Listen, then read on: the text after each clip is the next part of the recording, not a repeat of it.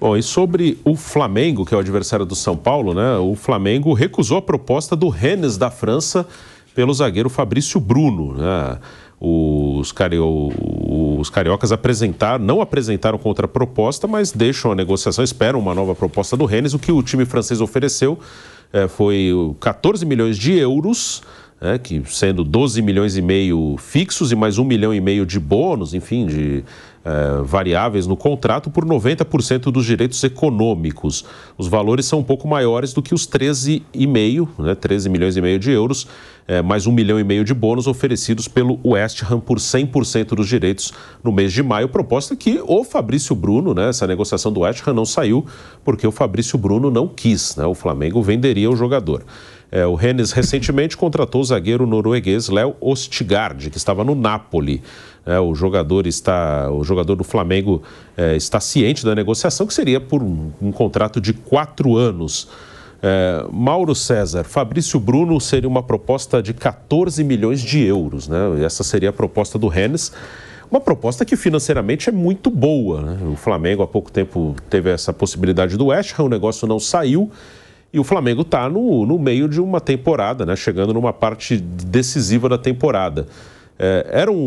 Você considera um bom negócio para o Flamengo vender pelos valores e pelo momento da temporada? Se o Fabrício Bruno, se o Rennes vier realmente com uma nova proposta, mais ou menos nesses valores? O que aconteceu é que o West Ham ofereceu mais, ofereceu cerca de 15 milhões. E na verdade, esse 90% não é bem isso, assim. O Flamengo ficaria com 10% de mais-valia. Ou seja, se vender o jogador, tiver um lucro e tal, 10%. 10% do lucro. Do lucro. Não dos direitos do Exatamente. atleta. Ou seja, é menos do que 10% dos direitos. É bem menos. Sim. 10% de um eventual lucro se ele for vendido. O West Ham oferecia também isso. Só que era 5%. Só que oferecia 15 milhões e 300. Quase 15 milhões e 400 mil euros. O Rennes oferece menos. Aí, quando veio a proposta, o Flamengo já tinha tudo acertado, mas o Fabrício deu o contra na última hora. Ele estava inclinado aí e voltou atrás. Então, a posição do Flamengo, pelo que eu apurei ontem, tem que ser no mínimo uma proposta como aquela do West Ham para liberar. Não vou liberar por menos. Deixei de vender. Então, como foi a primeira proposta do Rennes, é possível até que o clube francês suba essa proposta. Em geral, quando você faz uma proposta inicial, ela não é a proposta final, Você chega com uma proposta, vê o que é e tal, e aumenta um pouco. Enfim. Agora aguardar o movimento do clube e depois ver também o jogador. Pelo que eu soube ontem, o Flamengo nem levou a proposta ao jogador porque não aceitou. Então, sequer levou para o Fabrício avaliar se gostaria de aceitar ou não. Mas essa situação. Eu acho que a grana é do Oeste, de que vender correndo. O jogador não quis ir, paciência. Fica lá. E agora é parecida a situação. Estão tentando tirar um pouco mais. Se chegar num valor que o clube aceita, o jogador aceitar, eu acho que tem que vender. Tem que vender. Aliás, falar em vender e comprar, o Vampeta fala muito isso, ele tem toda a razão, quando fala de jogador que é de graça, de graça. Estou vendo aqui no Globo Esporte, o Michael tá para rescindir o contrato com o Al Hilal, da Arábia Saudita. Vai ficar livre. Aí o cara fala, não, de graça, é só o salário, Vanderlei, Esse só aí é interessante. Aí eu peguei um trecho aqui da matéria que está do Bruno Cassucci no Globo Esporte. Aspas para ele. O pacote mensal pedido pelo atacante de 28 anos, entre salários, luvas e outros encargos, gira em torno de 3 milhões por mês. A matéria fala que o Corinthians está desistindo da ideia. Gente, 3 milhões por mês para ter o Michael. É de graça. É o de graça. Então, assim, um jogador que ganharia, de repente, um salário de 800 mil, 700 mil, 1 milhão, não sei, passa a custar 3 milhões. Você está comprando o jogador. Mas está comprando o jogador dele mesmo. Essa é a questão. Cada vez mais os empresários, quando o jogador está livre, sem contrato, eles fazem esse tipo de acordo. Tudo bem, você não vai pagar para o clube, você vai pagar para o jogador. A quanto ele valeria no mercado? 5 milhões de euros. Faz por 2,5, 3, vai. É mais barato ainda. Vai pagar menos. Se fosse comprar de um clube, ia cobrar bem mais. É isso que está acontecendo. Você vê que tem uma medida aí que choca, que é o seguinte, vamos falar 2 milhões por mês. É uma renda de um estádio lotado numa quarta-feira, num domingo, por exemplo. Não tem alguma coisa fora do lugar? Quer dizer, o seu salário é aquele estádio com 40 mil pessoas, 45 mil pessoas. E aquela renda não é líquida, né? Tem vários descontos. Isso. Mas que sobra para o clube, aqui em São Paulo, 70%, em torno disso, mas o total. Eu estou ligando o número no placar. 2 milhões... 3 milhões, o clube pega 2 milhões e 100. É o salário do jogador tal. É um negócio meio fora de propósito, né? Tem uma coisa que eu concordo totalmente, acho que pago aqui é muito louco. Assim, e o Michael, ele é um bom jogador, acho que até... 28 anos. 28 anos, tem mais essa. Mas assim, ele é um bom jogador, mas é normal, assim, ele não é um cara fora da curva. Ele é um cara que, se voltar aqui pro futebol brasileiro, ele pode ajudar. Ele teve seus bons momentos no Flamengo, no Goiás, mais ainda, né? Outra proporção. Mas assim, o Michel vem pro Corinthians ou pro Cruzeiro, como chegaram a falar, ele até ajuda, pode ser útil, mas assim, não é um jogador fora da curva, um cara que vai mudar o... O Textor falou outro dia em teto salarial com outro objetivo, talvez. O que eu acho que falta aos clubes também é ter a gente fala de gestão, de gastos, os clubes chegarem e falar, vem cá, a gente vai ter que ter um padrão aqui mínimo, né? Assim, salário não tem limite, mas tem coisas que são meio loucas, né? Você sabe, tudo bem, assim, salário, eu pensei, como é que o salário não tem limite? Né? Eu vou citar o exemplo de sempre. O Tom Hanks dá uma entrevista há uns 30 anos para Páginas Amarelas da Veja e fala assim, eu ganho 25 milhões de dólares por filme. Eu acho um absurdo, mas eles me pagam. E por que pagavam? Já naquela época? Porque o nome do Tom Hanks no letreiro fazia qualquer filme vender muito mais que 25 milhões de dólares. Na verdade, ele recebia uma fatia daquilo que ele mesmo proporcionava. Você pega, eu sempre vou dar o mesmo exemplo porque eu acho que é o que melhor resume. Pega O Náufrago, um filme horroroso, um grande merchandising da Federal Express o tempo todo. O cara na ilha conversando amigado com a bola. Se não fosse o Tom Hanks, ninguém veria aquele troço, cara. Certo? Podia ser um ator bom, mas desconhecido, ninguém veria. Mas é o Tom Hanks na ilha perdido, contracenando com um coqueiro e uma bola. Fala com a bola e tal. A bola também é um merchan. E aquilo bateu bilheterias altíssimas, porque era o Tom Hanks. Só por isso. Então, quando o cara fala, Tom Hanks, isso aqui é o seu cachê, só para você estralar esse filme. Por que isso? Porque o camarada trazia o público, isso vale para vários outros artistas, né? Agora, no futebol não é assim. O jogador não traz, a maioria dos jogadores não traz esse retorno financeiro. Esse é o ponto que os dirigentes deveriam discutir. Então, assim, salário não tem limite. Se você traz um jogador e o cara proporciona a presença dele, os resultados do time, ele gera uma receita muito maior, nada mais justo que ele ganhe muito dinheiro. Lógico. Mas muitas vezes o que acontece é desproporcional. O cara recebe um salário altíssimo, luvas, etc., mas ele não devolve isso, porque é impossível até. Se você for analisar, é quase impossível em muitos casos.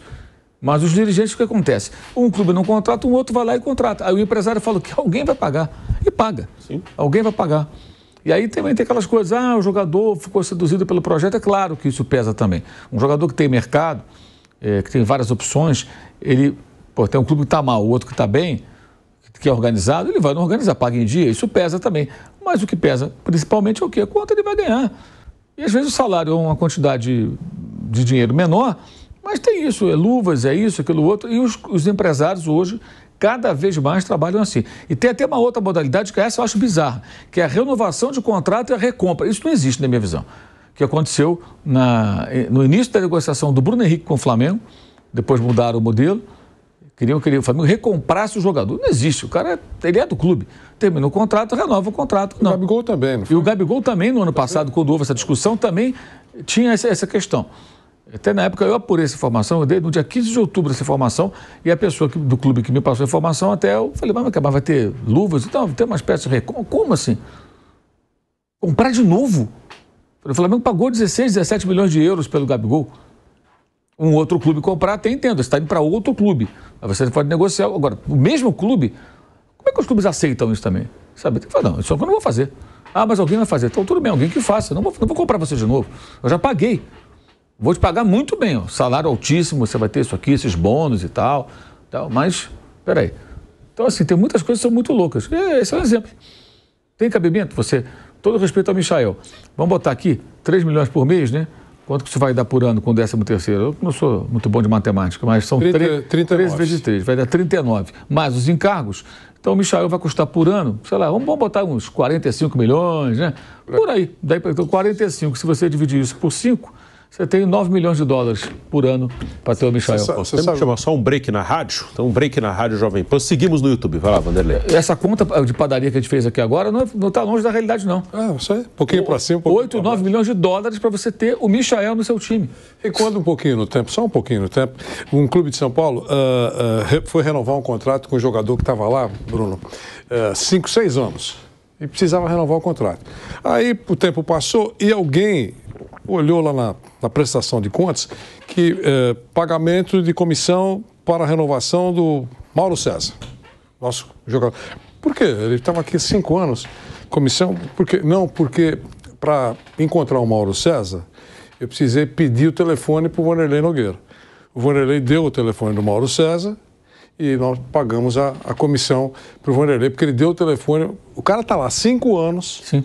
Quer dizer, o chamado jeitinho para sair, para fazer uma picaretagem.